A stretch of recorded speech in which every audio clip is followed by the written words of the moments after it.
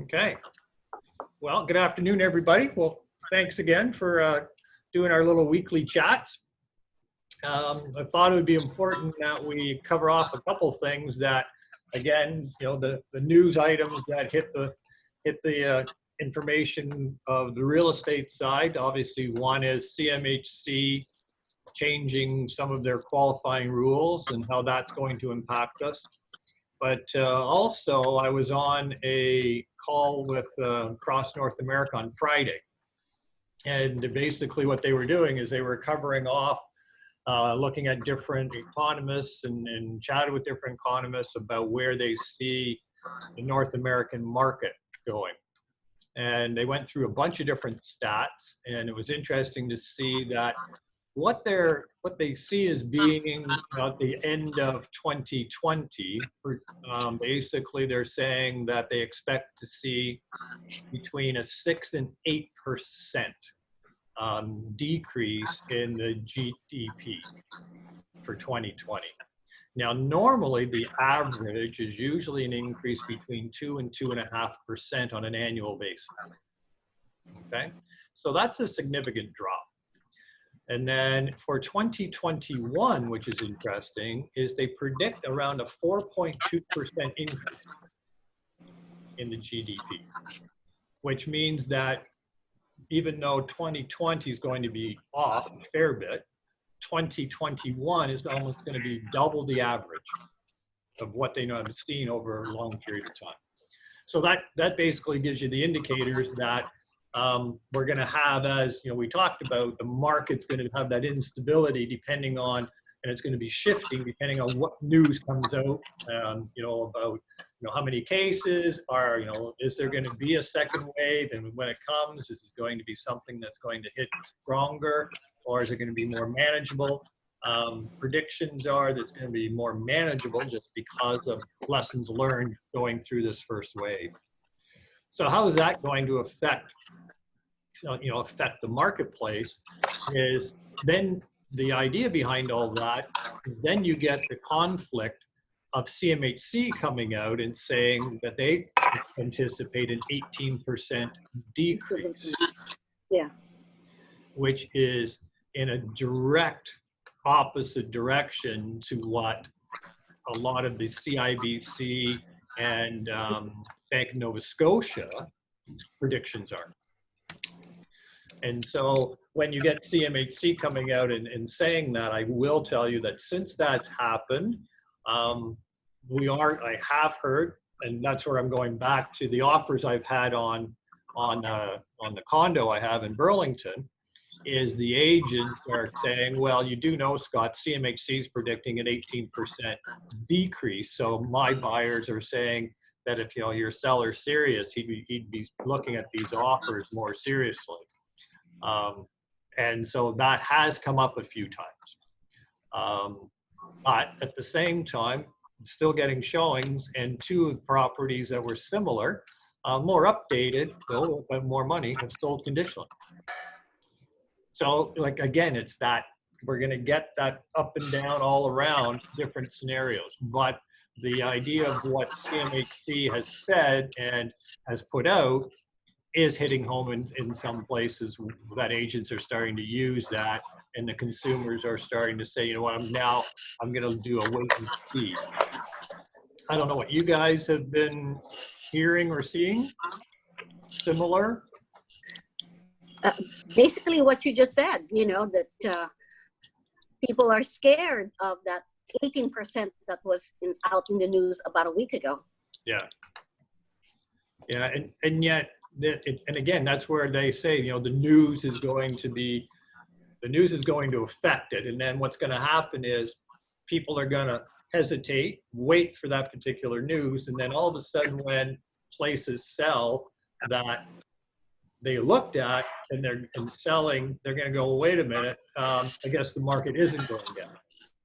So the biggest factor we have right now is there's still a balanced market because we're not getting a flood of listings.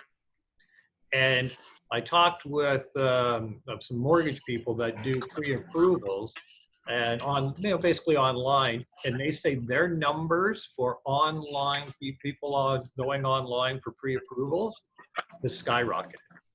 Yeah. Now, part of that could be that everybody's home. It has been home, so they're just going online doing stuff. But it was interesting that of those, there are some significant increases of buyers that are looking at doing something. And even the surveys that were done recently was exactly that. People still are interested in buying. They're being a little more cautious. And just now obviously with the CMHC coming out, it's taken some people back a little bit. So it's important when you're dealing with some of the buyers, or if you're on the listing side, that you have that information though from the other economists that are showing that the market may pull back by 3 or 4%, but by the end of next year is going to be up by 11%. And tying into what they're saying with the GDP going up by 4.2% by the end of 2021, that would be a good indicator too that that's double the average of what it normally does. So really looking for a very strong 2021. So I would say if you're working with buyers and you're working more on the listing side, it's important to have those different informations available.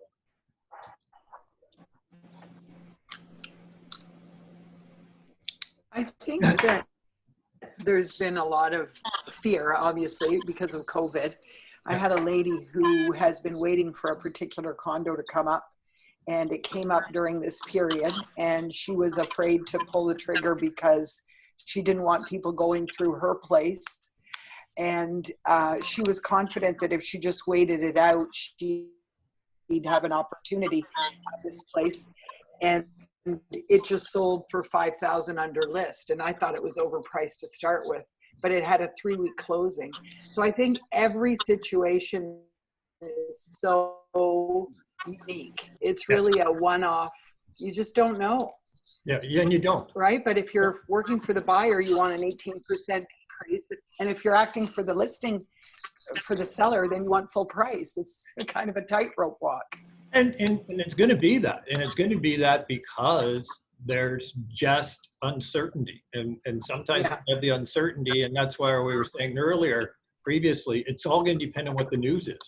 So right now, CMHC's come out and said there's an 18% going to be an 18% decrease. Yet in May, activity on all the major websites for real estate was going up like crazy. Is that a prediction of 18% of price drop or just of numbers of volume? Price drop. Wow. 80s all over again. So, and now if you take into that correlation of him saying, the president saying that there's going to be an 18% price drop, then they come out with their announcement on how they changes to their mortgage insurance underwriting. So in case you're not aware, CMHC does majority of the CMHC insurance for anybody with 20% or less than 20% down. Now, currently, they have their qualifying. Okay? Their qualifying ratios basically are on their GDS, it's 39%, and they're actually going to drop that to 35%. And their TDS is going to drop from 44 to 42. Okay? Now, the other part that they are also doing is they normally right now will look to insure anything. They have to have, one of the buyers has to have a 600 score. Okay? That credit score now is being raised to 680. Yeah. Okay, so that's the minimum one of the buyers must have to get CMHC insurance. That's effective July, right? This is effective July for mortgages being submitted for approval. Okay. Now, here's the interesting part is looking at all of that. CMHC basically on one hand comes out and says they're looking at a price drop of 18%.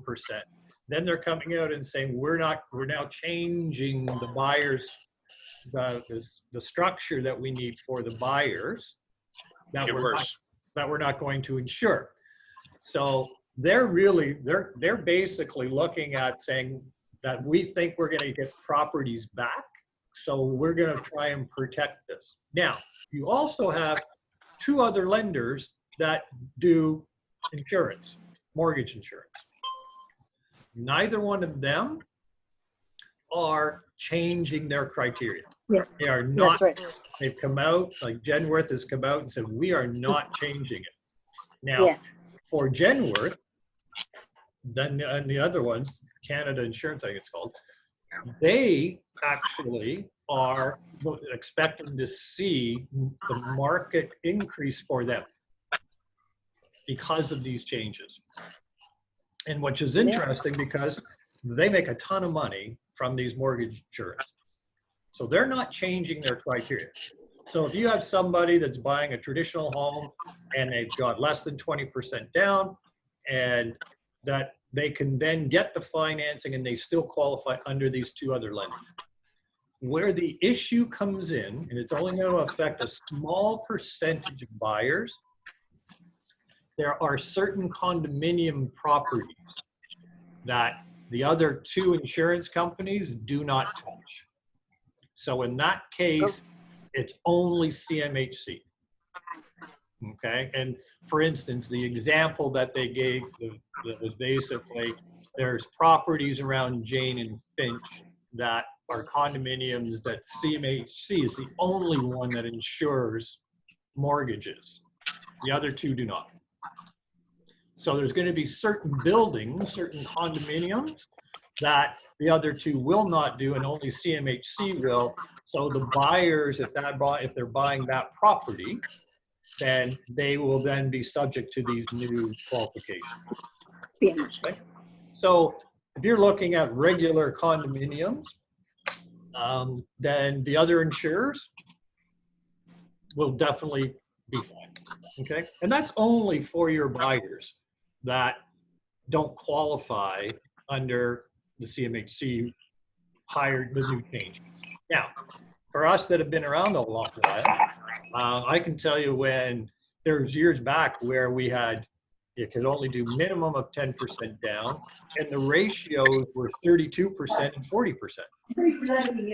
Right?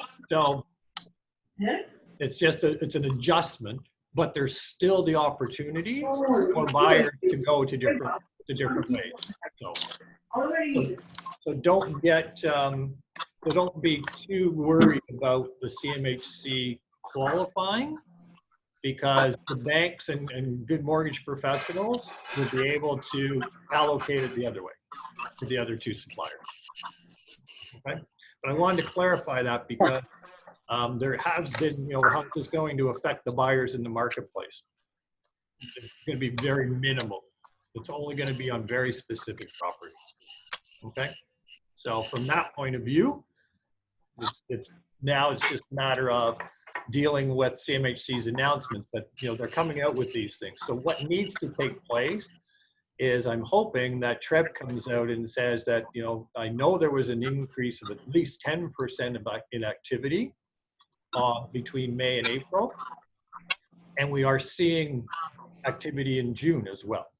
So all it's going to take is some reflection showing that here was April, and now we have the market activity doing this, and that's going to be news that is going to basically get people's confidence back, and they're going to forget about, basically exactly what Carol was saying is, people are thinking that, okay, that property is going to fall in price, yet it sells. And the reason that I believe that's going to help push the market still along is because we don't have a huge influx of new properties coming on the market. Until we see that, the supply and demand ratios are still pretty strong. I think we also have a strong indicator that over the past, 5 or 10 years, people quit believing the indicators coming out from CMHC and all those places, because they've been wrong most of the time. Mm-hmm. They've been talking about disasters happening for many years, and it's got nothing but up, up, up. So if they think they're going to control the self-prophecy of minus 18%, I think there'll be less belief in that now than it might have been 20 years ago when we first got into the market in the 80s. Yeah. Oh, wow, 30 years ago. Holy shit. Wow. Yeah. But Time that's, and again, it's going to be, you know, the next news item could swing the pendulum back again, and the buyers are going to go, wait a minute, they're telling me the average price went up, and what's going on here, right? So that's why when you get these uncertain times, it's going to be, you know, for this 2-week period, all of a sudden it's going to be everybody's on hold, and all of a sudden another news item comes out, and it's like, oh, wait a minute, the market's going, I better get back in. And so it's really going to be a lot of hand holding and guidance that you're going to have to be doing over the next, this theory is going to be over the next 6 months. So what is everybody finding out there? It's John. Hey, John. Just from some feedback from members of the Real Estate Institute, there's a lot of multiple offer situations going on for the very point you guys have raised. There's just so little supply. Yeah. And there's quite a pipeline of people who are committed with transactions to close in the next 60 to 90 days. If they haven't found something, they're scrambling to find a property because there's so few available for them to purchase. Yeah. Yeah. And it's until we see that increase in, you know, in increase in listings. And again, we're right now with the ratio, we're still in a seller's marketplace based on the shortage of listings. Now, it doesn't mean you can put any price on it. You know, there has to be some value there, but there are buyers. So, which is good. Now, the other thing is there's money, mortgage money has to be put out on the streets. The banks don't make money with it sitting in their account. So, you know, I think I just saw some 1.99% for 5 years. So, and there's, you know, some special circumstances to that, but the banks have to get their money out on the street for them to make money. So, and again, there's going to be, you know, stricter qualifying and things like that, but the interest rates right now, where they are, is so attractive, especially to first-time buyers, especially when they're paying somewhere between $2,500 and $3,000 a month for rent in most places. So that's what I, you know, who's offering that 1.99, Scott? it just came across my phone this morning, so I'll have to look and see. But Wow. I did hear of 2.45 for 5 years last week. So yeah, so the money's there. So it's interesting to see that, you know, that with cheaper money, and yeah, they may have to qualify a little differently, but that's still driving the marketplace. So, and it's just a matter, again, you've got to be in touch with your database, because it changes daily on what their situations are. So and then so back, you know, my prime example is the property I have in Burlington. We've got activity showings all the time now, and it's been on the market 9 days, so we've had 3 different offers. So, and two of the agents, one, they just couldn't go any higher because they didn't qualify for more. Yet, you know, they were pulling off and saying, you know, a year ago, look, this is what they were selling for. I said, yeah. And I said in February they were selling for this price, and then they dropped in April, and the last 2 sales have been higher than they were in more like they were in February. So it's just like so many, each property, depending where it is so unique. So here's some information that the mortgage company right now that's offering 1.99% Yep. is HSBC. Okay. And it is only for, hang on, let me read this now. For default insured mortgages only. Oh. So only for high ratio mortgages. Yeah. If CMHC says yes, they'll give you 1.99. Interesting, eh? Yeah, but still, like first time buyer with less down payment, if you can get the insurance, that's great. So, that drives some business. But again, it's going to change every week. You're going to hear some different news.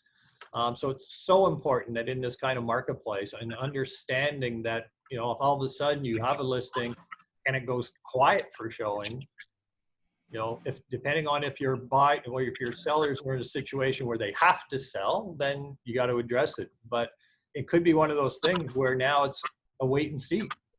Wait till all of a sudden, if right now, if you've got sellers that are going like, I've got time, then wait it out, because it's going to be doing this.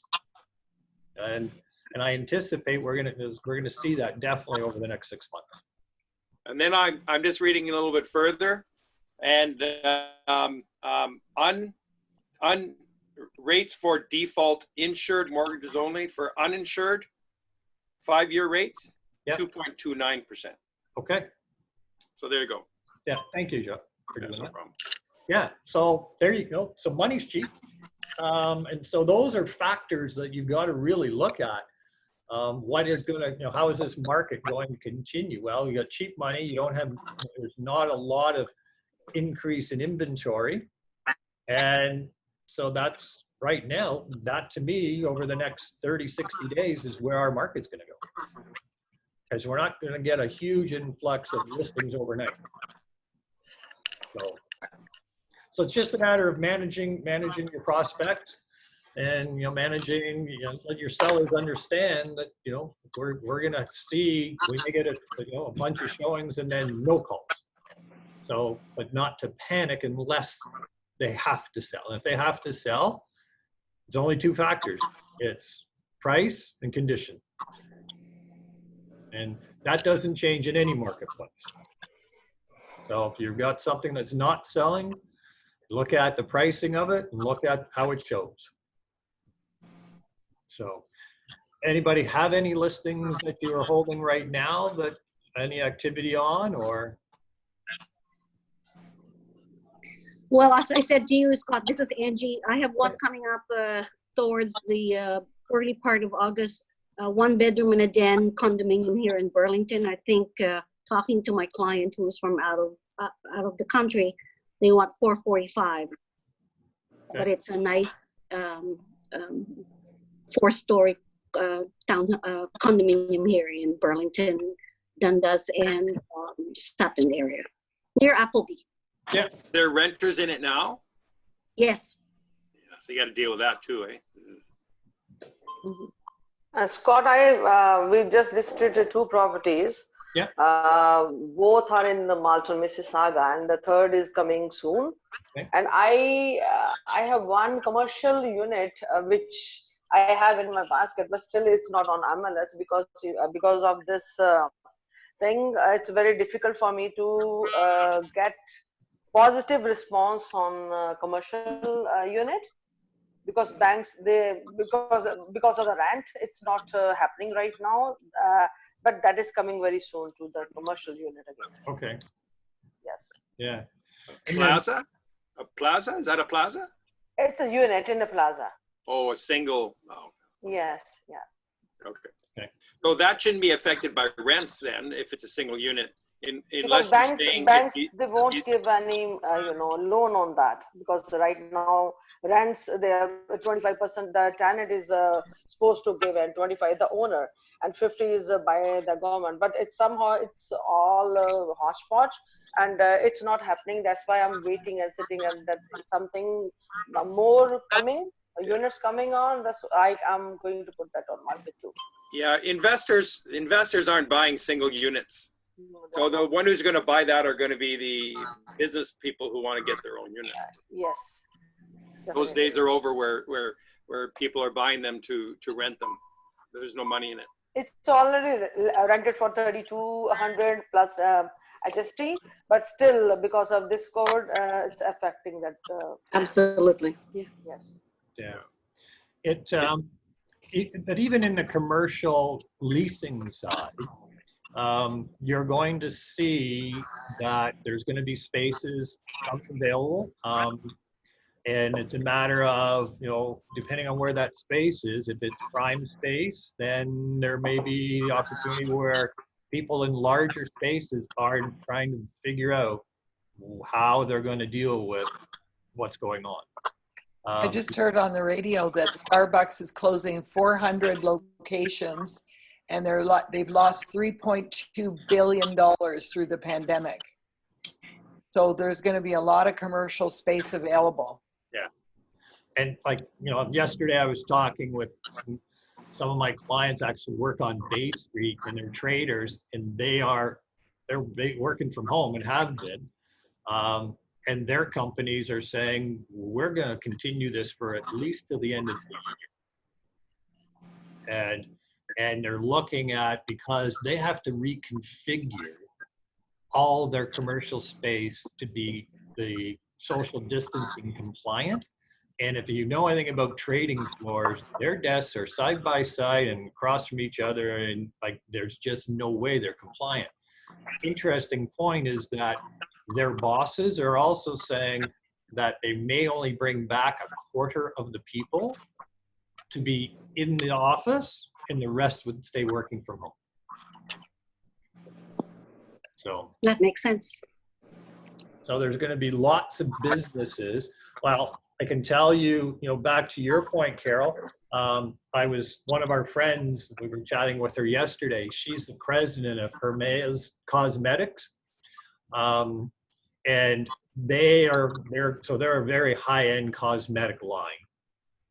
I only know that from my wife. She tells me all about it. But when we were talking with Ann, she was saying that their online shopping experience has gone through the roof. They are selling stuff like crazy, and it's not cheap, but they're now starting to rethink some of their luxury locations around the world, thinking that they don't need them. They don't need the location. They just gonna do it online, Scott. Is that what you're saying? Yes. Everything online. Yeah. So they're really hashing that out. And and you're talking about they would have a store in LA, they would have stores in Paris, they have stores in New York, and high-end locations, and they're really rethinking it for the amount of business that they've been doing online. Now, what they're waiting to see is once the stores open up, how their online business is going to be affected, and see what kind of traffic before they start making any major changes. But they're analyzing it right now, and a lot of companies are doing that.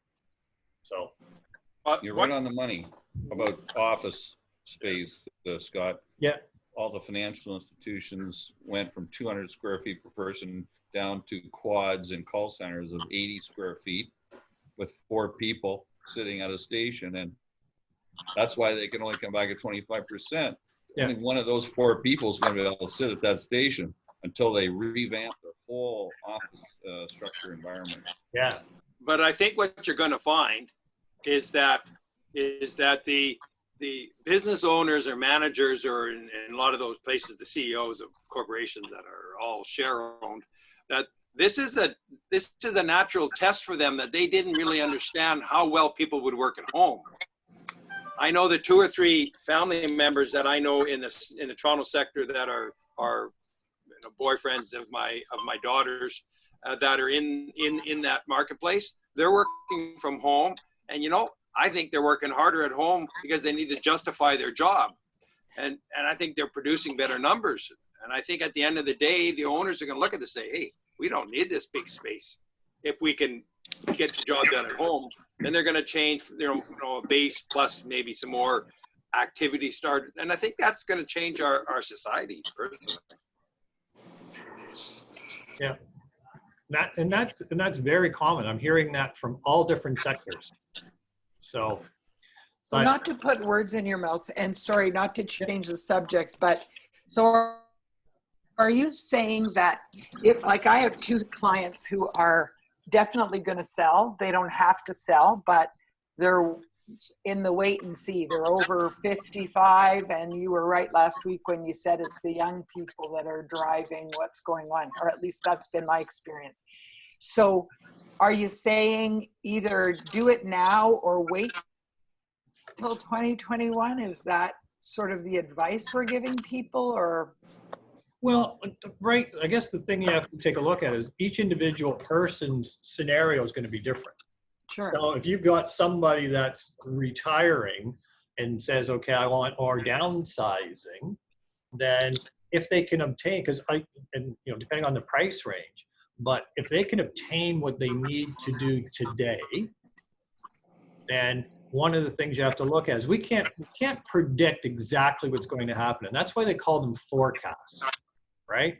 And it's amazing that with all the forecasts everybody was doing, 2020 was supposed to be a banner year. And I can tell you that January, February, March for most companies, it was going to be one of the best years they've had. So they didn't forecast the pandemic. So, this forecasting of, the lower decrease. So what you have to do, Carol, my opinion has always been, you've got to look at the situation today and say, based on what their needs are. I have one of my clients who basically says, you know what, she's a sophisticated investor, and she said, I've got one property. If we could sell it, it's got, it's rented top and bottom. And if we can get a certain price, I'll sell it. If not, I'll still keep collecting the rents, and I'll wait till next year until we, and see what that does. But so in her situation, it's like, if I can do it at this certain number, then I'm happy with that and I move on. So with your individuals that you're chatting with, depending on what their situation is, because you don't know, Right. They're only forecasting. Their situation is they both own homes and they're worth, say, 1.4, and they both want to sell and downsize. And I've got them on auto email, and they're getting emails of what's available in condos. And they're like, well, if I'm only going to get $1 million and I've got to pay $750 for a condo, that doesn't make any sense to me. I was like, well, what can I tell you? That's the market. Yeah.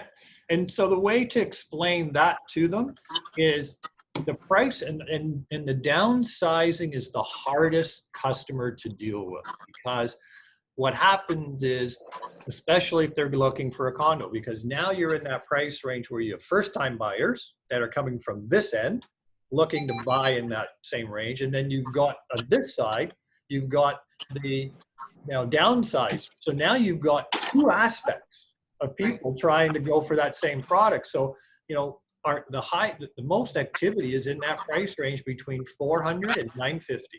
That's the range. So, and so the interesting part is you're dealing with people that are in a situation where they're going to be in competition from both sides. So for them, the timing may not be right because there's not enough of a gap for them. Right. And so what you have to caution them on, though, is the only way that gap changes is when the market is in a heated market and people have the ability to move up and to afford the higher price ranges. And that may not change right now right now it's good because there's less listings available. So there could be a prime property for somebody. But if the economy does flounder for a while, those move-up buyers may be farther and few between. So for that particular person, you just have to caution them on the fact that when the market does catch up or does start to accelerate, yes, there'll be buyers in their place and they may appreciate, but they're still going to be dealing with the fact that they're going to be in competition for the property they're looking to move to. Here's a very crazy suggestion. This takes me back to the early 90s. But for your people who are thinking of downsizing and selling, if the market is right and we are going to see a decrease, and if they put it on now and sold it soon, but they had a long closing, there could be profit in between the two. We did that in the early 90s back home. And just a thought. Yeah, and that's that's playing the market. Thank but, you. Yeah, but in most cases, that's relying on a forecast that we don't know. We can't give guidance on something that may happen and be 100% correct. So we just have to give them guidances. And right now they're saying there's not enough of a difference. So that answers their question. But do caution them on the fact that as their pricing starts going up, yeah, they may get some more, but the property they're going to buy is going to still be appreciating, and there's more buyers for that particular property they're trying to downsize to. So they will be in competition. So and again, it's just by next week there'll be another announcement, and your clients may call you, Carol, and say, you know what, let's do it now. So that's why it's so important to stay in contact with all your database, because even people that say, hey, they're looking to retire, next year or 2 years, or first-time buyers that said, we want to save up for save our down payment over the next year or so. Something could happen, so you got to really keep in touch with them. In this kind of environment, so many different factors come into play that it's really important to stay in touch. Thank you. Scott? Yeah. Question, it's Angie. Yeah. Can you enlighten me about people that took advantage of the mortgage deferral? Are they, is the bank going to start recalling this payment by September? Is that fact? And what happens if they can't pay? Yeah, I'm not 100% sure on how that program works. And if it's, again, it'd be an individual case by case. And really depends on the individual. If they're in a job that is starting to come back, and the bank may look at it and say, okay, we see your cash flow is going to increase, then they may give them some, different guidance on how to do. But I think that's going to be an individual one-on-one. I don't think it's going to be, this is exactly what you have to do. I think in the same way that they wanted you to apply for it as an individual, it wasn't just a common factor. They're going to look at each individual case. So you don't anticipate a massive power of sale in the fall? No, I don't, because the only way you're going to have a massive power of sale in the fall is they already have to be in the system right now. And I'm not hearing of that coming, in the system where there's these massive mortgage companies that are taking back places. And I can give you an example. We had a situation in Niagara Falls with one of our transactions there where the seller was in, all kinds of debt, to the point where yesterday it was supposed to close and there just wasn't enough funds. He just couldn't come up with the funds to close. So it took, a day or two, but the lawyers basically said to the creditors, your choice. This guy is not going to get, he's not going to be able to close. He's not coming up with any more money. And moving forward right now, you guys, one of you is going to have to decide on who's going to do the power of sale. Well, it's amazing how all of a sudden 3 of the creditors said, well, we'll take a little less to get paid now. We'll take a little less to get paid. And so between them all, they all got it down to the point where it's going to close. So that's where I'm saying, by the time it gets to a marketplace, people are in a position where they're already putting it on the market. The creditors are trying to work through it. Unless it's like one mortgage company that the company is guaranteed their money from CMHC because it's an insured mortgage, then they're basically going like, we'll just wait because we're getting our money from CMHC anyways. But I haven't heard of lots of in the pipeline to be able to come on the marketplace. Well, unless somebody else is hearing something different. John Bowen, have you heard anything through the real estate group? No. Okay. Thank you. Any other thoughts, questions? Everybody excited that on Friday night you can get together with 9 of your favorite friends now? Up from 5? Well, it sure doesn't affect me, Scott. And just because you can doesn't mean you should. Yeah. Well, you can. And if you want, you could probably drive north somewhere and sit on a patio and have a cold beverage.